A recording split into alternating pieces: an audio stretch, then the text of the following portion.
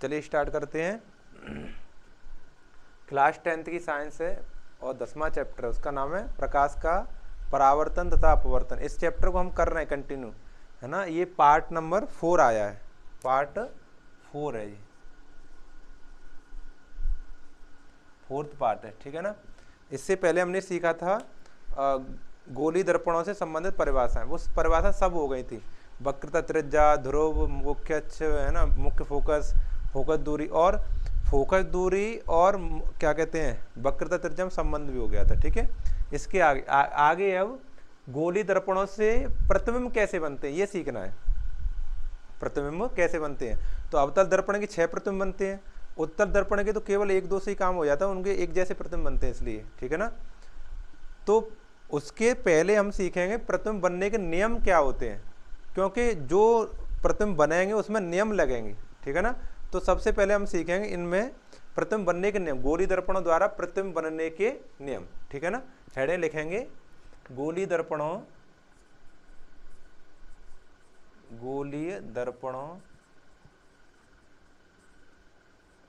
द्वारा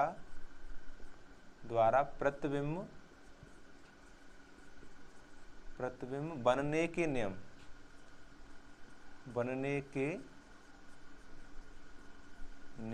ठीक है। देखो इसमें अपनी कितने हैं, 4 नियम है इसमें, ठीक है ना। गोली दर्पणों द्वारा प्रतिबिंब बनने के नियम केवल 4 है, मोस्ट इंपोर्टेंट 3 है, एक और कभी कभी काम दे जाता है चौथा नंबर, तो 3 तो बहुत ही जरूरी है, ठीक है। उसमें पहला नंबर देखो, पहला नंबर ये कहता है यदि प्रकाश किरण मुख्य अक्ष के समांतर जा रही हो तो जब परावर्तन हो जाएगा उसका तो वापस में फिर मुख्य फोकस से होकर जाएगी। क्या कह रहा हूं उसे मैं चित्र में बताता हूं। देखो ये दर्पण बना है अवतल दर्पण, इसको मैंने ऐसे पॉलिश कर दिया, ठीक है ना, पॉलिश कर दिया। इसका ये मुख्य अक्ष और ये ध्रुव है, ठीक है ना, और यहाँ पे वक्रता केंद्र है, ठीक है। अब देखो मैंने क्या बताया है, पहला नियम कि मुख्य अक्ष के समांतर चलने वाली प्रकाश किरण परावर्तन के पश्चात मुख्य फोकस से होकर जाती है। जो मुख्य अक्ष इस तरह से है ना, मुख्य अक्ष है ये, मुख्य अक्ष के समांतर इस तरह से जाए प्रकाश किरण, मुख्य अक्ष के समांतर इस तरह से प्रकाश किरण जाए तो अब इसमें परावर्तन होगा, क्योंकि पार तो जा नहीं पाएगी, वापस इधर ही लौटेगी। तो परावर्तन नियम पढ़ा था, किस एंगल से मुड़ जाती, ऐसे कर इस तरह से जाएगी। तो ये जिस बिंदु से होकर जा रही है ये इसका मुख्य फोकस है, ये क्या है, मुख्य फोकस, ठीक है ना। यानी नियम क्या हुआ, पहला मुख्य अक्ष के समांतर चलने वाली प्रकाश किरण परावर्तन के पश्चात जिस बिंदु से होकर जाती है ना, वो कौन सा क्या कहलाता है, मुख्य फोकस कहलाता है, ठीक है ना। और या फिर इस तरह से पढ़े, मुख्य अक्ष के समांतर चलने वाली प्रकाश किरण परावर्तन पश्चात मुख्य फोकस से होकर जाती है, ये नियम है इसका, है ना। इसको देखो, ये तो अवतल दर्पण में बताया मैंने, ये अवतल दर्पण बताया, ठीक है। अब उत्तल दर्पण बताऊं मैं। देखो मैंने इधर पॉलिश कर दी, इसमें ये पॉलिश कर दी, और ये देखो मुख्य अक्ष खींचा, मुख्य अक्ष, ये यहाँ पे ध्रुव है, और ये वक्रता केंद्र है, ठीक है ना। हमने क्या नियम पढ़ रहे हैं, मुख्य अक्ष के समांतर चलने वाली प्रकाश किरण इस तरह से परावर्तन के बाद मुख्य फोकस से होकर जाती है। अब मुख्य फोकस यहाँ कहीं होगा तो पार तो जा नहीं पाएगी इसमें, तो केवल इसमें आभास होगा, क्या होगा, इस तरह से जाएगी, देखो ऐसे वापस चली जाएगी। इसको हम पीछे की ओर मिलाएंगे इस तरह से, ऐसे करके ऐसे मिलाएंगे ऐसे, तो ये जो पॉइंट होगा ये फोकस होगा इसका, ठीक है ना, इस तरह से आभास होगा। और आगे मिला सकते हैं, किताबों में आप पढ़ेंगे तो इस तरह से भी मिला देता है, ऐसे करके, ऐसे कोई जरूरी नहीं है, ठीक है ना।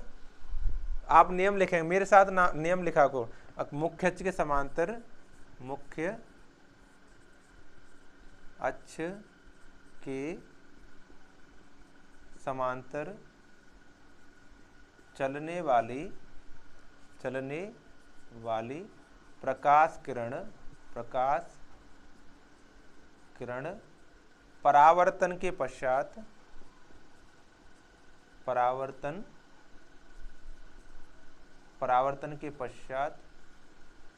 मुख्य फोकस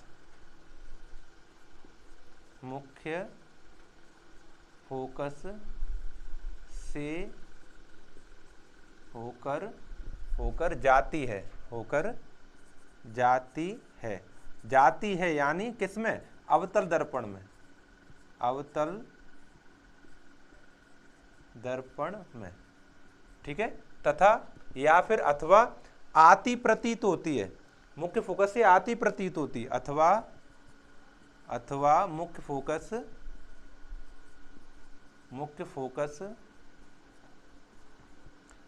फोकस से आती प्रतीत होती है, आती प्रतीत होती है, ठीक है, किसमें? उत्तल दर्पण में, उत्तल दर्पण में तो आती प्रतीत होती है, ठीक है।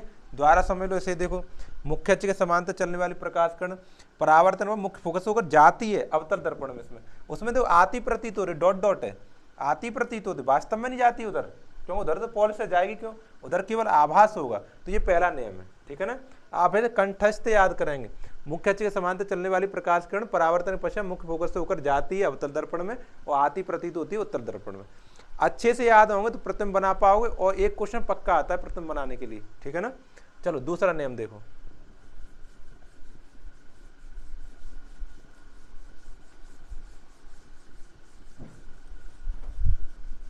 जो दूसरा नियम है उसका अपोजिट है पहले वाले का, बिल्कुल पहले वाले का अपोजिट है। क्या कहते हैं? मुख्य फोकस से होकर जाने वाली प्रकाश किरण परावर्तन के पश्चात मुख्य अक्ष के समांतर निकल जाती है। आपको देखो चित्र से समझाओ इसे, देखो चित्र बनाते हैं ऐसे, ये हमारा अवतल दर्पण है, ठीक है, इस तरह से, ये इसका ध्रुव है, ये यहाँ पे वक्रता केंद्र है, ठीक है ना। अब मैं क्या कह रहा हूँ, ये तो यहाँ कहीं फोकस है अपना, यहाँ कहीं फोकस है। अब मैं कह रहा हूँ, अगला नियम कह रहा हूँ कि उसका अपोजिट है पहले वाले का, मुख्य फोकस से होकर जाने वाली प्रकाश किरण, इस तरह से मुख्य फोकस से होकर जाने वाली प्रकाश किरण, अब परावर्तन होगा इसमें, परावर्तन के पश्चात मुख्य अक्ष के समांतर निकल जाती है, इस तरह से निकल जाती है, ठीक है ना। और देखो इधर भी बना के दिखाऊं, इधर ये कौन सा अवतल दर्पण बनाया, इसको ये उत्तल दर्पण है,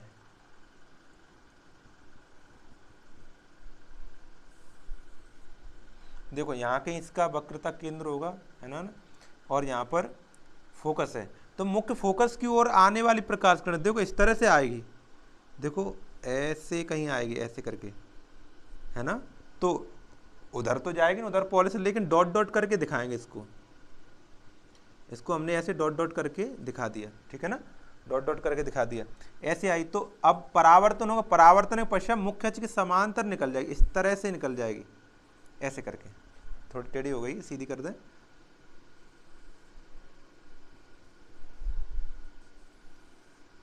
ठीक है ना, ऐसे निकल जाएगी। देखो मुख्य अक्ष के समांतर चलने वाली प्रकाश किरण, मुझे क्या कहते हैं, मुख्य फोकस पर आने वाली प्रकाश किरण परावर्तन के पश्चात मुख्य अक्ष के समांतर निकल जाएगी, ठीक है ना। इस बात को लिखेंगे, मुख्य फोकस से, दूसरा नियम है ये, मुख्य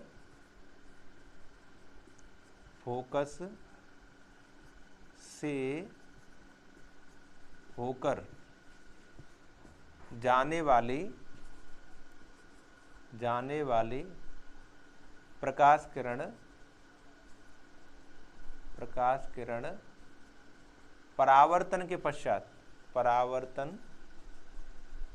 किरण परावर्तन के पश्चात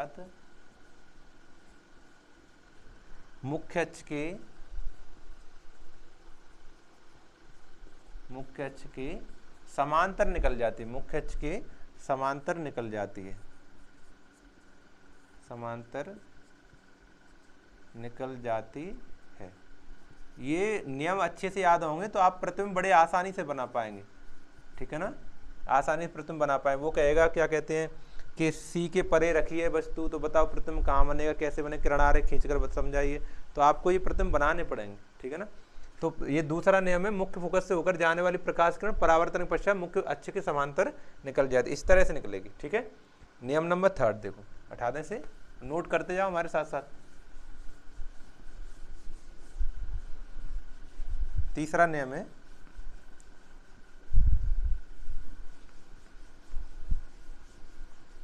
देखो तीसरा नियम क्या है, तीसरा नियम कह रहा है अपना कि वक्रता केंद्र से होकर जाने वाली प्रकाश किरण, वक्रता केंद्र से होकर जाने वाली प्रकाश किरण बिना किसी विचलन के परावर्तन के पश्चात उसी मार्ग पर वापस चली जाती है।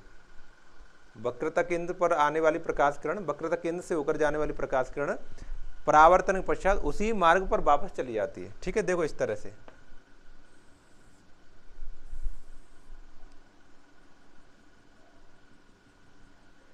देखो यहाँ पे वक्रता केंद्र कहीं हमारा, यहाँ पे, यहाँ फोकस है। तो वक्रता केंद्र पर अगर कोई प्रकाश किरण आए, वक्रता केंद्र पर अगर कोई प्रकाश किरण आए इस तरह से, इस तरह से, ऐसे, तो ऐसे आई है तो परावर्तन होगा, परावर्तन के पश्चात उसी मार्ग पर वापस चली जाएगी, उसी मार्ग पर वापस चली जाएगी। ये तीसरा नियम है। ठीक है ना, मुख्य क्या कहते हैं, वक्रता केंद्र से होकर जाने वाली प्रकाश किरण परावर्तन के पश्चात उसी मार्ग पर वापस चली जाती है। इसे देखो इस तरह से दर्शाएंगे। ये दर्पण तो आप पहचान लेते हो, कौन सा दर्पण बना है?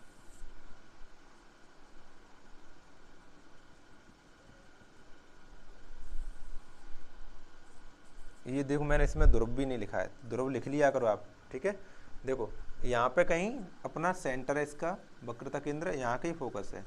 तो वक्रता केंद्र से पर आने वाली प्रकाश, वक्रता केंद्र पर देखो इस तरह से प्रकाश किरण आएगी। देखो ऐसे ऐसे आई, इसको यहाँ से डॉट डॉट दिखाएंगे क्योंकि उधर तो जाएगा नहीं, प्रकाश आभास होगा केवल। तो इस तरह से आई, ये वापस भी इसी मार्ग से इस तरह से चली जाएगी। ठीक है ना, आई है उसी मार्ग से वापस चली जाएगी। तो इसको लिखेंगे वक्रता केंद्र, हाँ वक्रता केंद्र से होकर आने वाली प्रकाश किरण, आने वाली प्रकाश किरण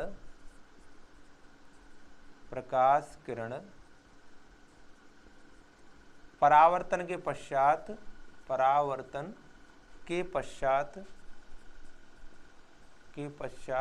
उसी मार्ग पर वापस लौट जाती है, वापस लौट जाती है। ठीक है ना, देखो वक्रता केंद्र से होकर आने वाली प्रकाश किरण, वक्रता केंद्र से होकर आ रही है कोई प्रकाश किरण, तो परावर्तन होगा, परावर्तन बाद में उसी मार्ग पर वापस लौट जाएगी। ठीक है, ये क्वेश्चन क्या कहते हैं, नियम नंबर 3 था। अब नियम नंबर 4 देखो।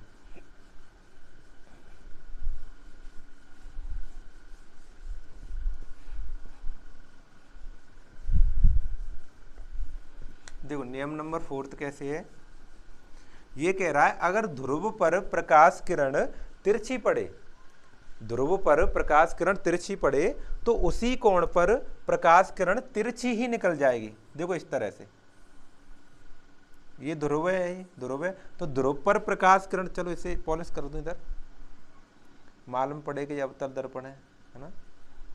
देखो ध्रुव पर अगर प्रकाश इस तरह से तिरछा पड़ रहा है, इस तरह से ये ऐसे पड़ा है, तो ये जो एंगल है इसी एंगल पर नीचे की ओर तिरछा ही निकल जाएगा। ये चौथा नियम है। कौन सा नियम है ये चौथा नियम है भैया। किसी दर्पण के ध्रुव की ओर आने वाला तिरछा प्रकाश किरण, आने वाली तिरछी प्रकाश किरण उसी कोण पर क्या कहते हैं, तिरछी निकल जाए, तिर्यक रूप में निकल जाती है। ठीक है ना, इसमें देखो कैसे बनेगा,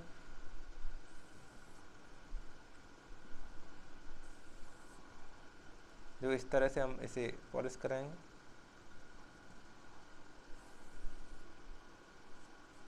ठीक है ना, देखो अगर प्रकाश किरण इस तरह से आए, देखो ऐसे करके आए ऐसे, तो ये इस तरह से वापस चला जाएगा।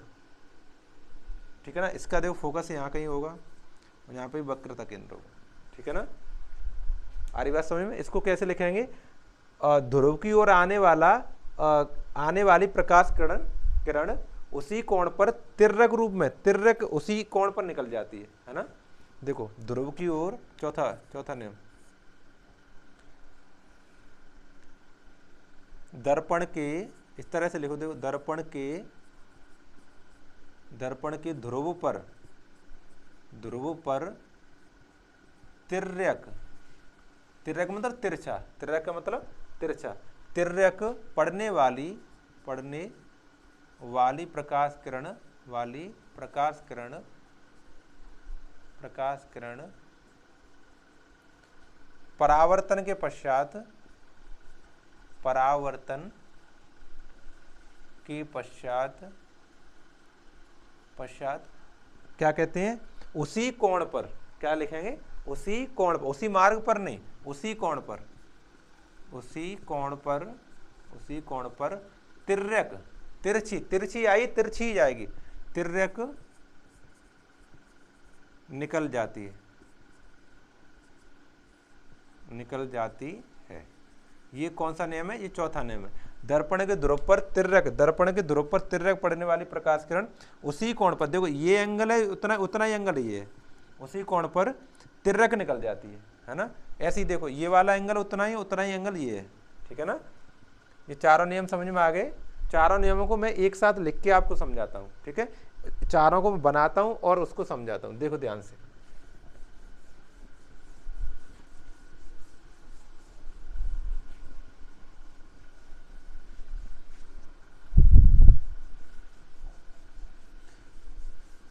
थोड़ा छोटे साइज में बनाऊंगा मैं, तभी बन पाएंगे, ठीक है ना। इधर बनाता हूं, देखो ये पहला नियम बना है।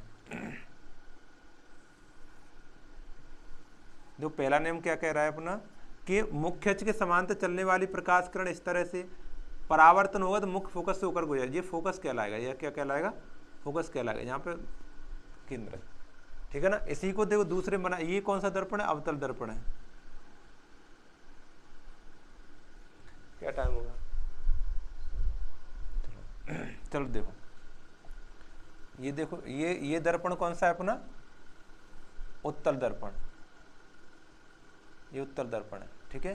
देखो हमने क्या कहा था, मुख्य अक्ष के समांतर चलने वाली प्रकाश किरण परावर्तन होगा तो परावर्तन तो उधर तो जाएगी नहीं, इधर चली जाएगी ऐसे, तो लेकिन इसको हम आभासी रूप से मिलाएंगे, इस तरह से मिलाएंगे तो फोकस से मिलेगी, किससे मिलेगी, फोकस से मिलेगी, ठीक है ना। ये ध्रुव इसका, ये पहला नियम हो गया, ठीक है ना। ये पहला नियम।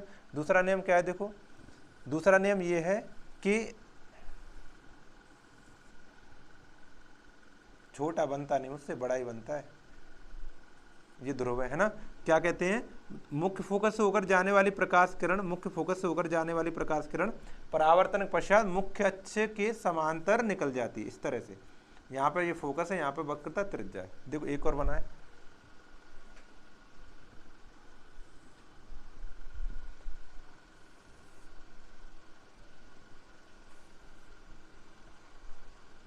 ये चित्र बनाना बड़ी टेढ़ी खीर है।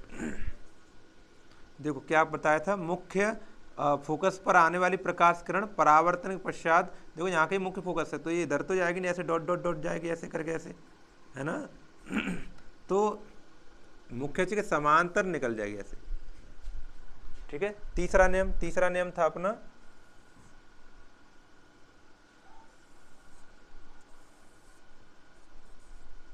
तीसरा नियम था वक्रता केंद्र से होकर जाने वाली प्रकाश किरण, ऐसे वक्रता केंद्र से होकर जाने वाली प्रकाश किरण परावर्तन के पश्चात उसी मार्ग पर वापस आ जाती है, उसी मार्ग पर वापस आ जाती है। यहाँ पे फोकस समझो। ऐसे ही दूसरा बनाओ,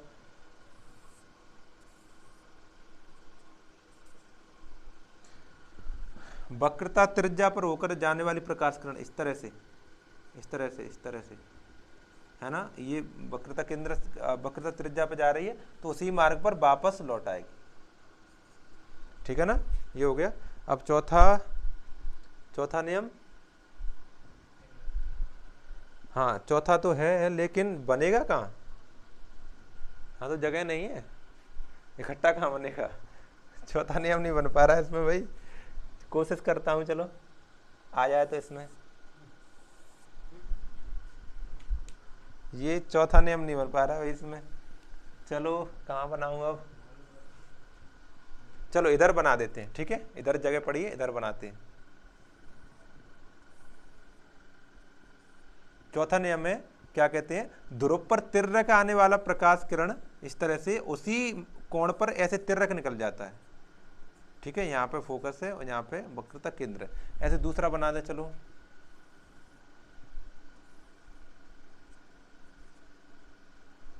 देखो, ध्रुव पर तिर्यक रूप से आने वाला प्रकाश किरण तिर्यक ही निकल जाएगा ऐसे, ठीक है ना।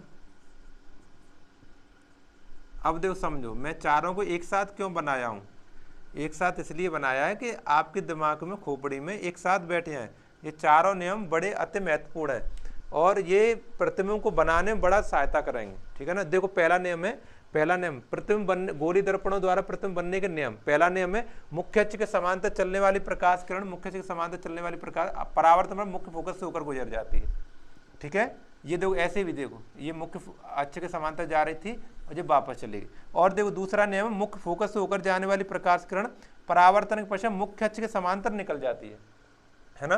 तीसरा नियम है, अगर वक्रता केंद्र से होकर जाए प्रकाश किरण तो उसी मार्ग पर वापस लौट आती है, उसी मार्ग पर वापस लौट आती है। ठीक है ना। और चौथा नियम है, अगर ध्रुव पर तिर्यक कोई प्रकाश किरण पड़ा है तो उसी कोण पर तिर्यक रूप से निकल जाता है, उसी कोण पर। देखो इस तरह से। ठीक है ना। ये चार आपके नियम है। तो आपने इसमें इस वीडियो में चारों नियम को समझा। अगले वीडियो में हम 6 प्रतिबिंब पढ़ेंगे अवतल दर्पण के और 2-3 प्रतिबिंब पढ़ेंगे उत्तल दर्पण के। उसके बाद प्रतिबिंब खत्म हो जाएंगे तो उसके बाद हम न्यूमेरिकल करेंगे। ठीक है ना। 2-3 वीडियो में न्यूमेरिकल कराऊंगा, अच्छे से मन लगा के करो और ये जो मैं लिखाता हूँ इसको डेफिनेशन को साथ साथ लिख लिया करो। ठीक है ना। नोट्स बनाओ साथ साथ। ठीक है ना।